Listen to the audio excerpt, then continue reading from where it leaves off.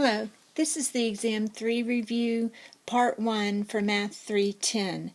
I suggest that you pause the video at the beginning of each problem so that you can work it on your own and then play the video for that problem to compare your work.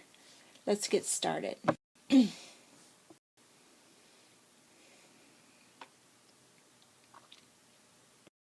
this problem, you are to simplify, and you need to realize that 7 minus w and w minus 7 are opposites. That means when you cancel the opposites, you end up with -1. So in this case, your 7 minus w and your w minus 7 cancel to leave -1. So that's your answer. Notice that this only works when two things are subtracted. If they're added, this does not work. So a plus b, the opposite of a plus b is -a minus b, and that doesn't help you. So a minus b and b minus a are opposites. In this problem, you are to simplify the expression or reduce it, and so your first task is to factor out common factors. In the numerator, 7 goes in to 7 and 14, and when you factor it out, you're left with 7 times m minus 2. And for a brief reminder, you can write 7 and then take what you already start with and divide each term by 7, and that will give you m minus 2. But don't forget that you need to include your 7 out here. Okay, so in the bottom we have a difference of squares. So we have m squared minus 2 squared, and so that's going to simply be m plus 2, m minus 2. So for a difference of squares, you add them and subtract them, meaning you add the bases and then you subtract the bases. So you don't add m squared and 4, you add m and 2.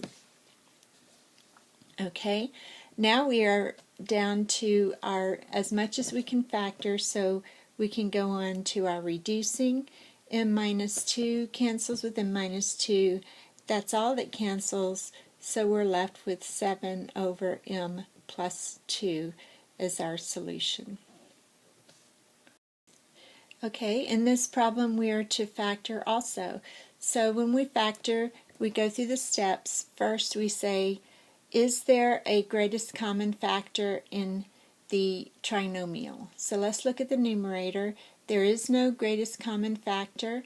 The next question we're going to ask, is it a special case? Now it isn't a difference of squares because that involves a binomial, only 2 terms. Same with sum and difference of cubes, it isn't either of those. So the last thing you have to ask is it a perfect square trinomial? And that means your first term is a perfect square and your third term is a perfect square. In this case, 15 is not a perfect square, so we can ignore our special cases. The next question we ask is there a 1 in front of the lead term? So here, there's a 1. That means we can use reverse FOIL, and reverse FOIL is easier than grouping, or at least it takes fewer steps. So for our numerator, we're going to come over and write, we have to find 2 numbers that multiply to -15 and add to 2. And so 15 has 5 and 3, and it has 15 and 1. Well, 5 and 3, the difference of 5 and 3 is 2, and we have to multiply to get a negative number, so one of those numbers is going to be positive, one is going to be negative. If the larger number is positive, then when we add them, we will get a positive, which is what we want. So our 2 numbers are 5 and -3. So we can simply rewrite the numerator. I'm going to just put numerator out here as f plus 5 and f f minus 3.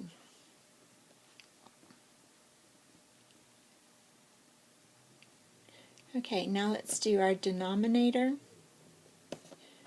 We come over, same thing, we don't have, it checks out all the way. We don't have a greatest common factor, we don't have a special case, we don't have a coefficient in front of the lead term f squared that is different from 1, so we can use reverse FOIL, and that means we need two numbers that multiply to give us 21 and negative 21 and add to give us 4.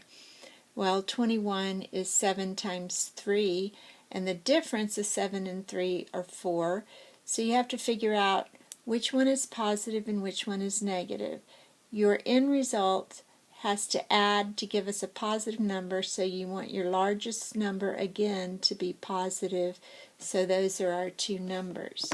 So we can simply go to the denominator and write f plus 7 and f minus 3. We factored our numerators and denominators. Now we can cancel, and the f minus 3's cancel, so we're left with f plus 5 over f plus 7. In this problem, we're going to multiply. So we have to go through the same steps, but we have two different fractions that are multiplied together. So let's start by factoring out. Looking at the first term, this is the first term. The denominator, it does have a greatest common factor, so let's rewrite it as 5 times m minus 3. The denominator has 7 times m plus 3. Now notice m minus 3 and m plus 3 are not opposites. The opposite of m minus 3 is 3 minus m. So you cannot cancel out m minus 3 and m plus 3. In the second denominator, we have the common factor of 3, and numerator, and in the denominator, our common factor is 11. So now let's see what we can cancel. The m minus 3's are identical, so they cancel. The m plus 3's are identical, so they cancel. And then we look at our numerators. We have 5 times 3, and in our denominators we have 7 times 11. None of that cancels, so we're left with 5 times 3 is 15 over 77. In this problem we have a division. That means our second fraction needs to be flipped so that we can change it to multiplication.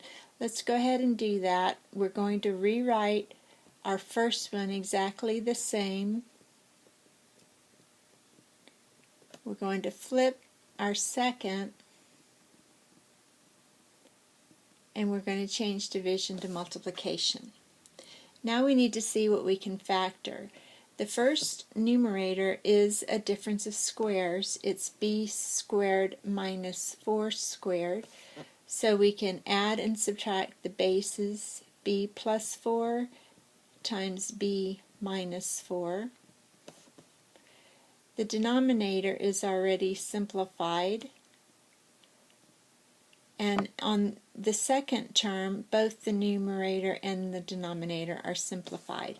Okay, notice you cannot cancel this b and this b, because that would give you b over 4 minus 1, and that's not what this here is.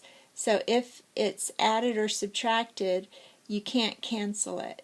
You can only cancel terms that are factors, that are multiplied together. And in this case, the whole of 4 minus b is a term, and it has to match 4 minus b on top, or else you can't cancel it. The next thing is to notice none of these are identical. However, we do have opposites, b minus 4 and 4 minus b. So if we cancel those opposites, we're left with negative 1. So now we rewrite what we have left because nothing else cancels, And to represent that -1, we just put a negative sign in front. So on top, I'm going to put the b first because it'll be easier for my next step. That's what we have left, and our denominator is completely done. Now, you will be allowed to enter it this way because that's the way it's set up, but truly to simplify it, you need to go ahead and distribute that -b on top, and then you have completed the problem. So this or this is acceptable as your final answer.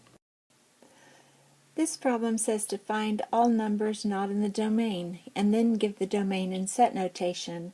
If you had looked at this problem and not read the directions, you might have gone ahead and factored the denominator and canceled any like terms or any identical terms, and you would have gotten the problem wrong.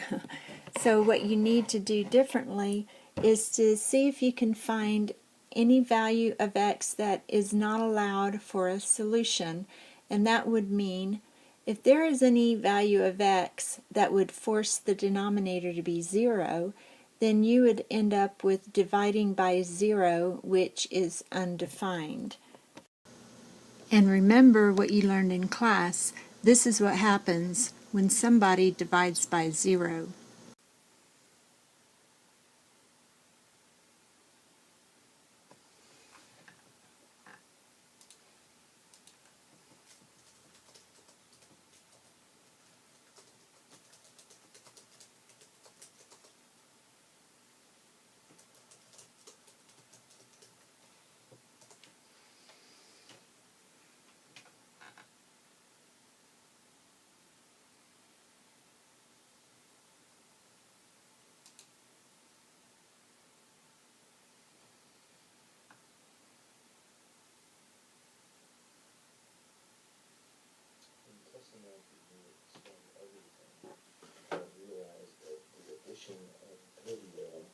Combined with Explain Everything is a very valuable tool. My real name is Man of Steel. So when we're doing a screen, we want to make sure that we go right to the point where our shoulders actually touch, so that this person who is defending cannot get through. And so let's see how that actually works. Nicely done. In the past, when I taught correlation, I would have to draw examples of a strong correlation. Would be to listen to someone speak. In the past, when I taught correlation, I would have to draw examples of a strong correlation like this. And then be able to address it as, yep, he is talking about this. And also say, you know what, I agree with him. It would take a long time to talk about that. And then we could go back to hearing what he has to say. So that might be a nice use of video.